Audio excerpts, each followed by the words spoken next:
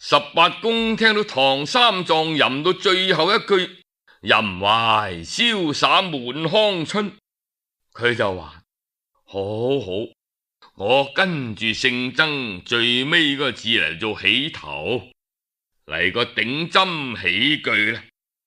嗰18公真係詩興大發，佢眯埋雙眼，搖頭擺腦嚟到吟誦：春春不榮華，冬不孤，雲來霧往只如霧。凌空子跟住就無風搖曳婆娑影，有客人連都福壽圖。哎呀，嗰幾位老公公一個個搖頭擺腦喺住聯句，18公越念就越有興致，佢提出嚟話每人做一首。哈哈，嗰個唐三藏呢，上西天取經，自堅意誠，經過咁多妖魔鬼怪，用榮華富貴金錢美色嚟引佢都志如鋼堅，心如止水。今晚碰到呢幾位仙翁呢，意氣相投，對月抒懷，不知不覺亦忘乎所以噃。一唱一和，一直搞到下半夜。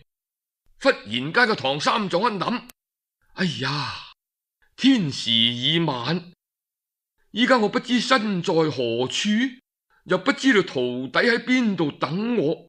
頓時佢有啲醒悟，於是就快啲對四老講：四位仙翁啊，你哋嘅詩真係吐鳳噴珠，厚愛深情，貧僧十分感激。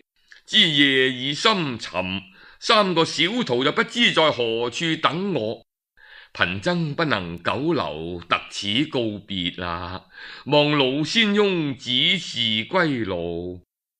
嗰4個老公公笑住嚟拖住佢手：係呀，聖僧何必咁心急呢？今夕係千載奇逢，況且今夜天光晴朗，雖則係深夜啫，你睇月明如晝，再坐下，等到天光，我哋一定遠送聖僧過800里荊棘嶺，嚟到同高徒相會。正喺呢個時候呢，忽然間石屋外邊有2個青衣女童攞住一對沙燈籠，後邊有個仙女行緊嚟。嗰個仙女攞住一支杏花，笑口吟吟，一入到嚟，4老就一齊嚟起身迎接。哎呀，行先，請坐請坐。嗰個仙女行咗個禮，然後就講：今宵有佳客在此吟詠，故此我特來求一見啊。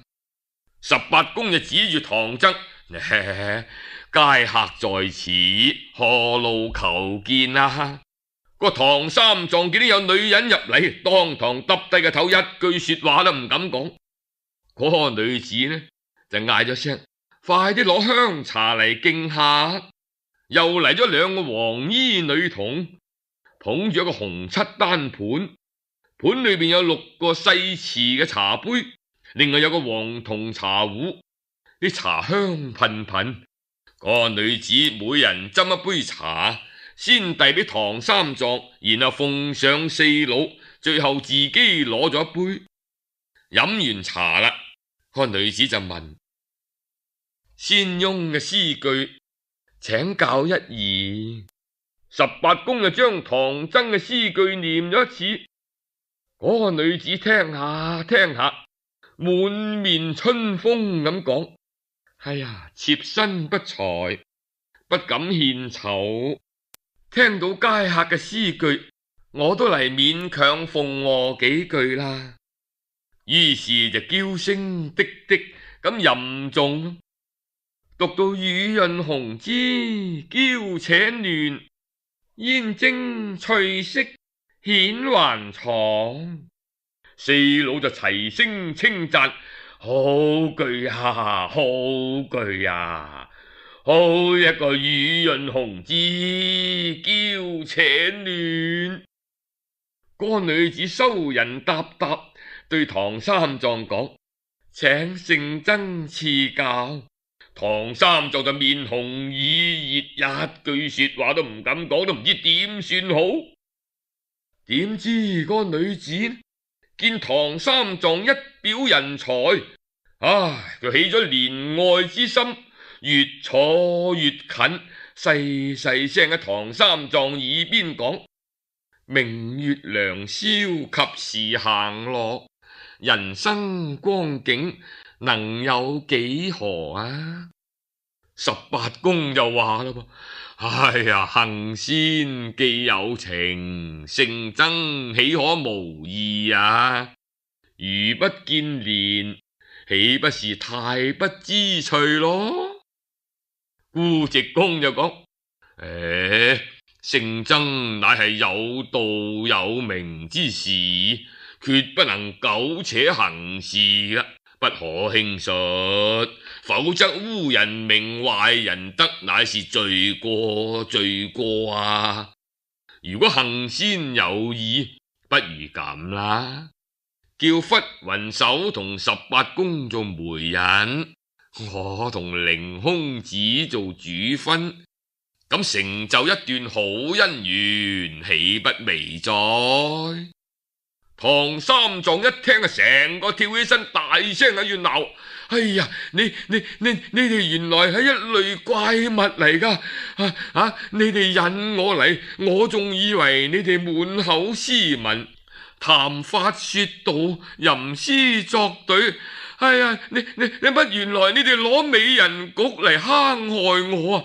哎呀，你哋咁做是何道理啊？4個老公公見唐三藏發火，哎呀，一個個唔好意思，面紅耳熱，匿埋一邊唔敢再講。點知個打赤膊嘅鬼差呢，就暴跳如雷喺度鬧：你個和尚不識抬舉，我呢個姐姐邊一樣唔好啊？佢人才俊俏，玉質嬌子，咪講話女工針子，就算講吟詩作對，邊一樣唔配得到你啊？你點解仲喺度推辭啊？不如就照孤直公講，既然不可苟合，咁啊，我嚟同你做主分啊！唐三藏又嬲又怕啦噃，任由佢喺度胡說亂講，威逼恐嚇，點都唔肯答允。嗰個鬼差就更加火啦！你個和尚我好言好語，你唔聽係嘛？你激嬲我嗰陣，你就捉咗你去。老婆你娶唔到，和尚我做唔成，枉你為人一世行。個唐三藏心如金石，寧死不依。佢諗下嘆咗口氣，我徒弟又唔知喺邊度呢？跟住眼中又流出熱淚。嗰個女子笑笑口，挨埋佢身邊攞出條香蘿蔔出嚟同佢抹眼淚，一邊抹就一邊講：哎呀，你使乜咁傷心啊？我嚟陪你。唐三藏一手推開佢，跳起身就走咯，俾嗰幾個老公公拖住唔放。正喺度危急之際，忽然間聽到外邊孫悟空喺度嗌：師父，師父啊！唐三藏一聽就掙扎出門口，大聲嗌：悟空，悟空啊，你喺邊度啊？快啲嚟救我啊！嗰陣已經天光啦，四佬同埋鬼差仙女女童突然間唔見晒。原來孫悟空同豬八戒、沙和尚一路喺度揾師傅，拉住馬匹擔住行李，半雲半霧飛過咗800里荊棘嶺，嚟到西邊，聽到唐三藏喺度鬧嗰個女子嘅聲音，故此就即刻趕嚟。哎呀，師傅，你點樣走過800里荊棘？你點嚟得到呢度噶？唐三藏將昨晚吟詩雅會同埋後尾撞到個女子強迫結親嘅事講出嚟。孫悟空一聽就問：師傅，你有冇問佢哋叫咩名嘅呢？有，一個最老嘅叫做十八公，第二個叫做孤寂公，第三個叫做凌空子，第四個叫做忽雲手，有個女子叫做杏仙。豬八戒就問：咁而家去晒邊度啊？哎呀，去咗邊度我就唔知啦。不過吟詩作對嘅地方就喺呢附近㗎咋。三個人就跟住師傅周圍去揾，見到有座石洞，洞口就寫住木仙庵三個字。唐三藏就話：係啦，好似係呢度啦。孫悟空一睇，石洞旁邊有棵大檜樹，一棵老松樹，一棵老柏樹，一棵老竹樹，竹後邊有棵丹楓樹，仲有一棵銀杏，兩棵臘梅就兩棵丹桂。孫悟空就笑笑口問：你哋有冇睇到妖怪啊？冇啊，邊度啊？呢幾棵樹咪就係咯。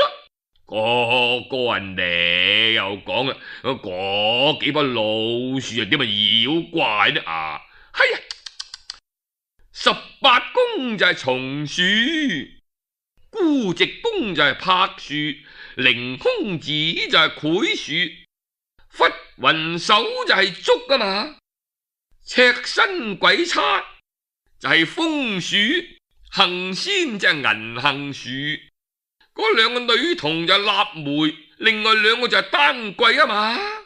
豬八戒一聽就不分好歹，用嗰條長嘴喺地下算亂咁拱一輪，將幾棵樹通通推冧晒。唐三藏就快啲拉住佢：八戒啊，你唔好傷害佢哋啊！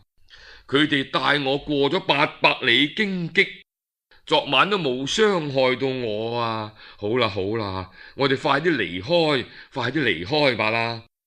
孫悟空就講：哎呀，師傅都係唔好可惜佢，怕日後會成為大怪害人不淺啊！嗰個傻佬索性一輪釘耙，將我幾棵樹打到根都斷晒，變做一堆爛木頭。呢幾棵千年老樹成精，確係草木之靈。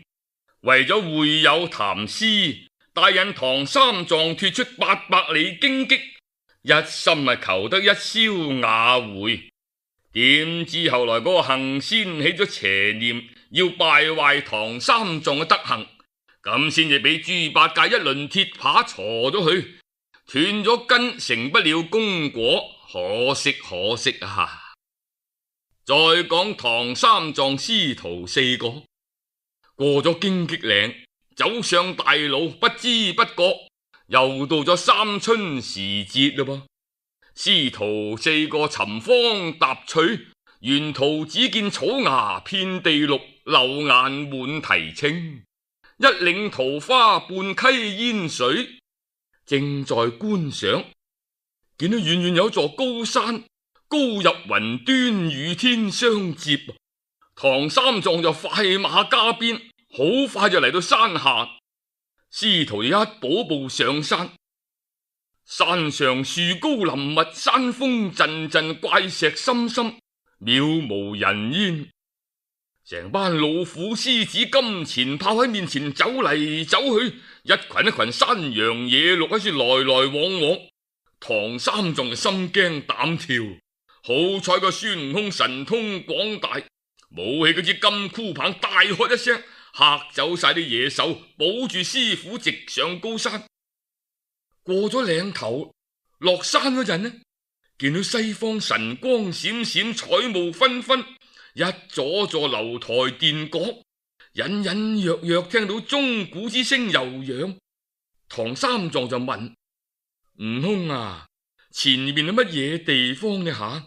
孫悟空抬頭手搭涼棚一望，只見青松帶雨，翠竹流雲，珠蘭玉戶，華棟雕梁，真係紅塵不到嘅仙境，珍饃寶座嘅古寺名山。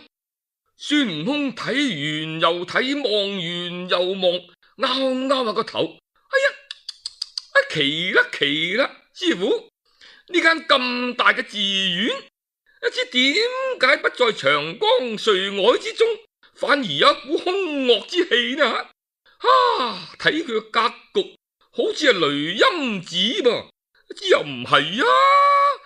我哋唔好入去啦，師傅，免遭毒手啊！哎呀，悟空啊，悟空，莫非我哋真係到咗靈山雷音寺？你千祈唔好誤咗我嘅誠心，你唔好阻咗我見佛求經嘅誠意啊！師傅，我邊度會阻你得噶？你唔知道噶啦，老孫去過好多次靈山，嗰條路我認得噶，唔係咁行法噶嘛。哼，呢度唔係靈山嚟噶。豬八戒就講：哥哥啊，你嘅係唔係靈山啊？咁大間寺院入去睇下都好嘛。沙和尚又講：不如咁啦，橫掂都要經過嗰間寺院噶啦，到門口睇下先啦。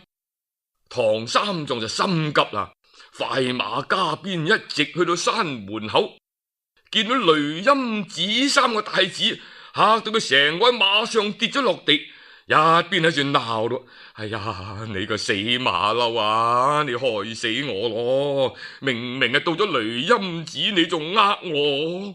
孫悟空一手扶佢起身：師傅，你咪鬧住啦，你睇真下，上邊係4個字，你只係讀咗3個出嚟啫，你仲鬧我？唐三藏戰戰兢兢再望真下，哦，真係4個字噶嘛，原來係寫住小雷音寺。唐三藏就講啦：我就算佢係小雷音寺，都必定有佛祖在內噶嘛。經上有云：3000諸佛，我睇都唔會話住晒喺一齊噶。嗱，好似觀音菩薩就住喺南海，普賢菩薩喺峨眉，文殊菩薩喺五台。呢度唔知係邊一位佛祖嘅道場呢？唉，有佛就有經，無方無寶，我哋快啲入去吧啦！師傅，你千祈咪入去啊！呢度凶多吉少，你唔好去啊！哎呀，你唔聽我嘅勸告，到時你就悔之已晚啊！唐三藏一於唔理咁多，板起個面嚟鬧：我就算係冇佛嘅，都必定有個佛像啊！我一心遇佛拜佛，我點解唔入去啊？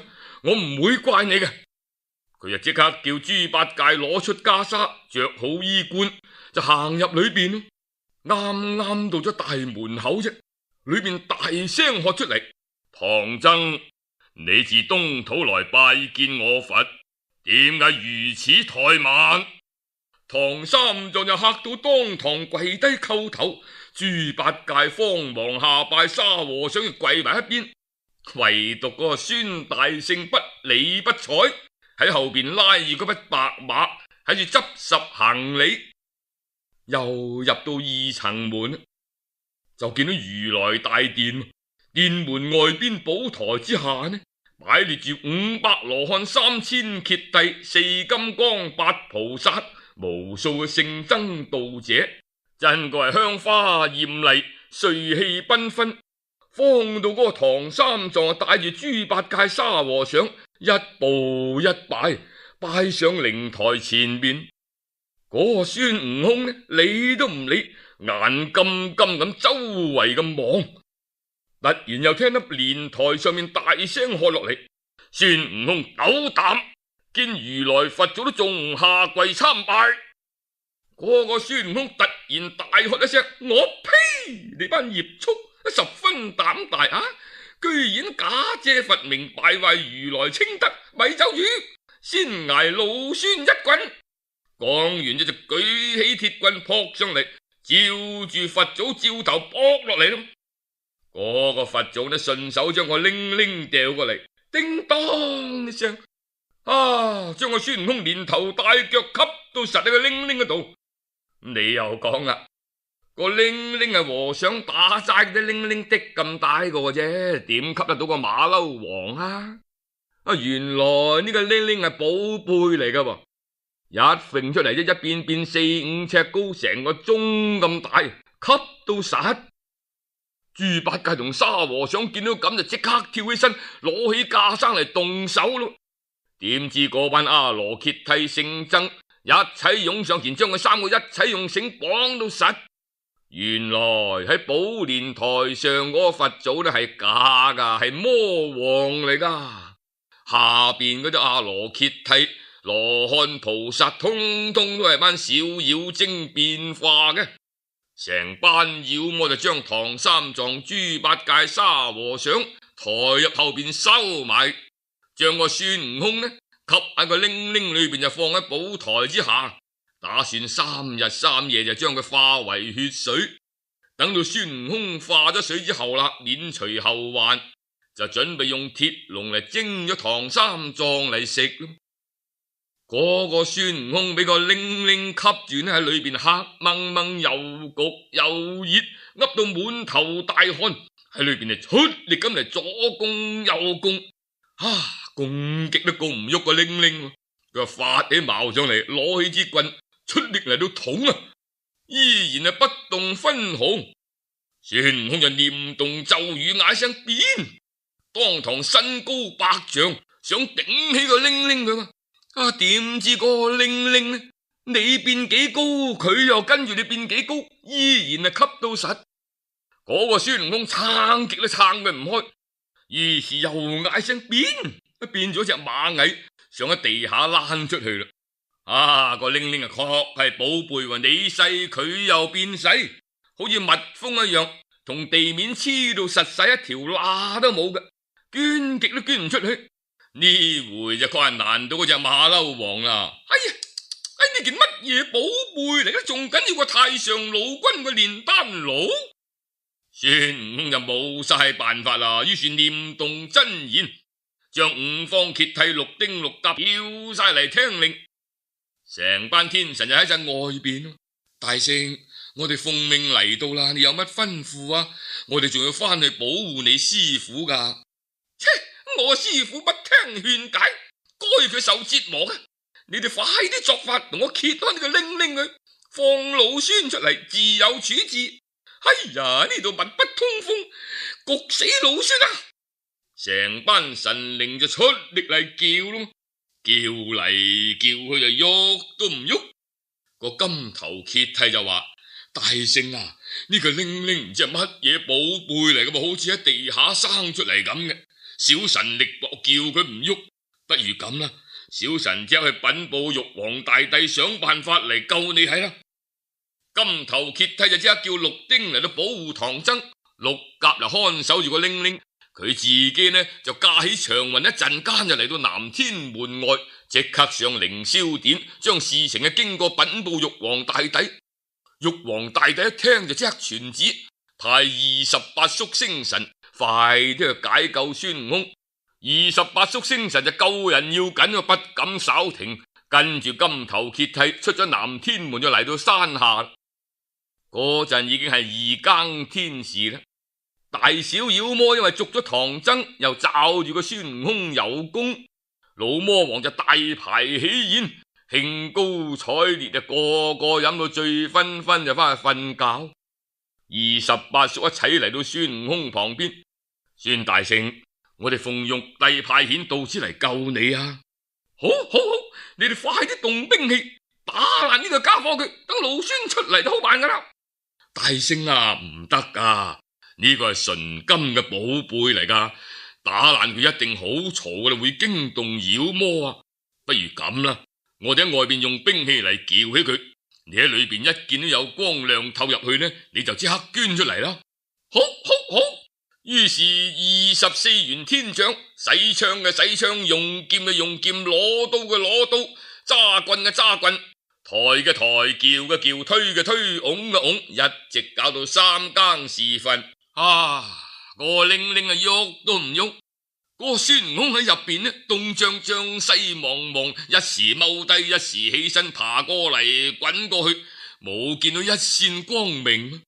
28宿中呢，有個亢金龍，佢力大無窮啊嘛。佢頭頂上生一支好利嘅金角，佢一諗，有辦法啦，大聖咁啦，嗱，我而家用角尖喺地下嚟叫，你呢喺入邊一見到我隻角尖懟入嚟，你就變化順勢跟住我出嚟。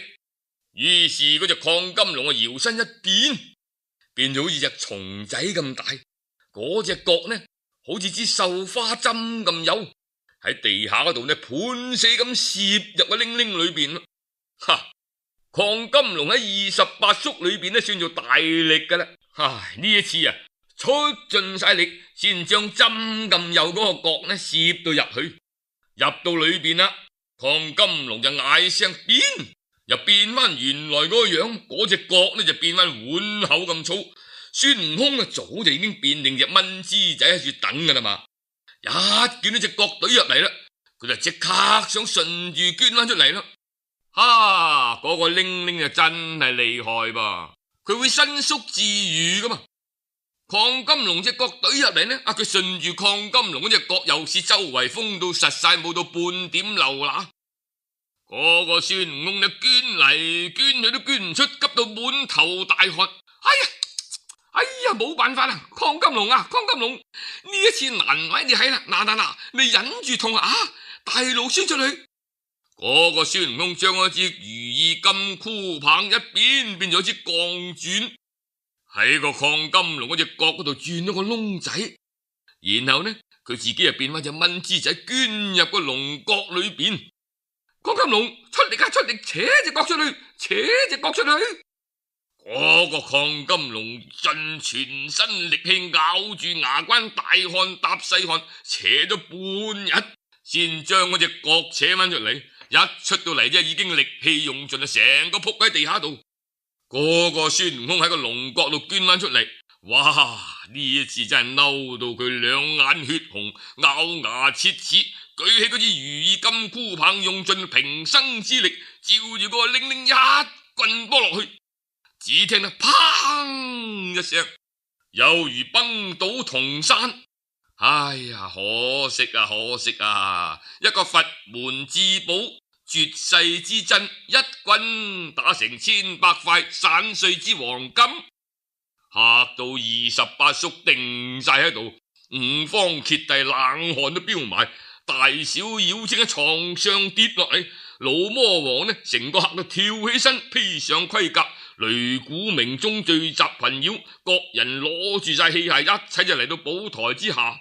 嗰陣已經天光啦噃，個魔王呢一見到孫悟空手攞住支金箍棒，怒容滿面，殺氣沖天，地下鋪滿晒一地碎金，旁邊就圍住28宿。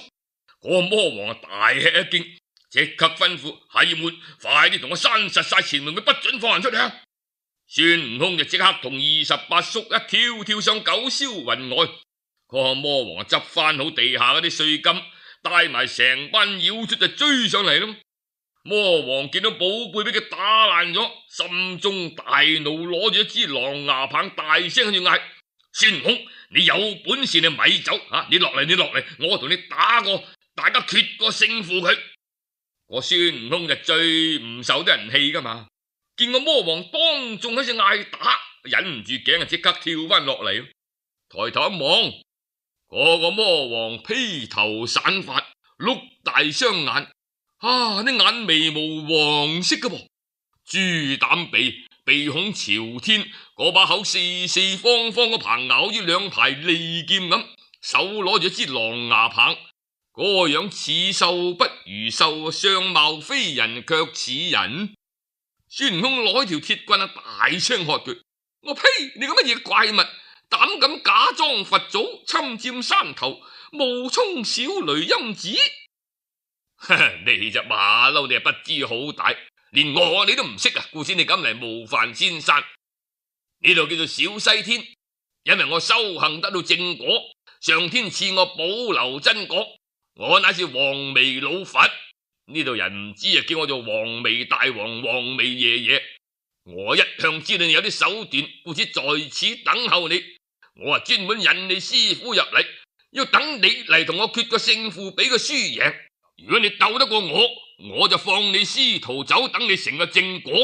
如果你唔夠打，整定你死在此地，等我去見如來取經。